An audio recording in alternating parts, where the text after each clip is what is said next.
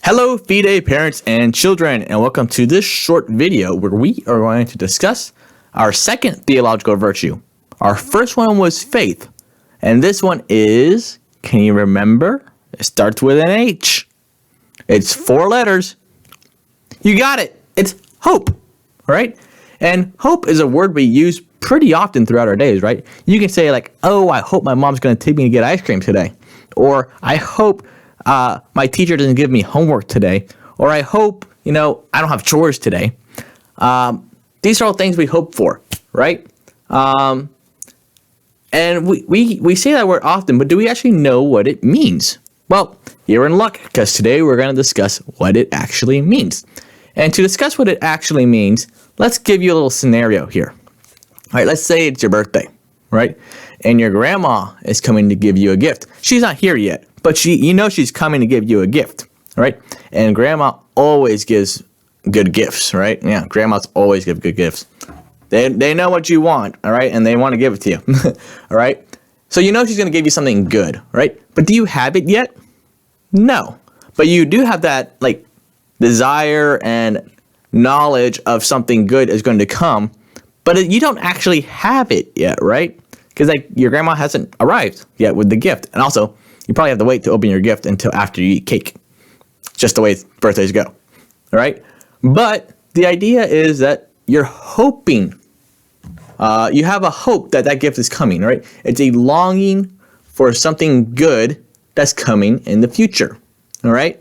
And that's what hope is. And you're going to hold on to that no matter what. Let's say your birthday gets postponed a little bit because of bad weather, or there's a lot of traffic, so your grandma, can't come today, but she's coming tomorrow.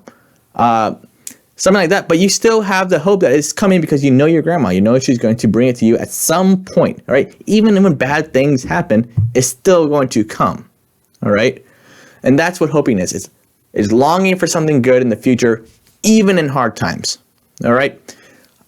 So that's what our Christian faith is like. So when we talk about hope, we're talking about our longing for that thing that God has promised us. Do you know what that is?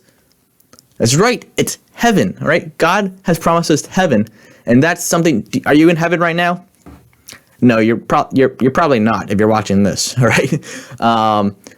So heaven is something in the future, all right? And God promised us that if we live by His will and do His commandments and grow in a relationship with Him, that we will get we'll be in this glorious place with Him called heaven, all right? And it's better than, can you imagine the best ice cream, best birthday, best gifts, best everything in the world, all right? On your favorite place, let's say you like camping and going to cabins.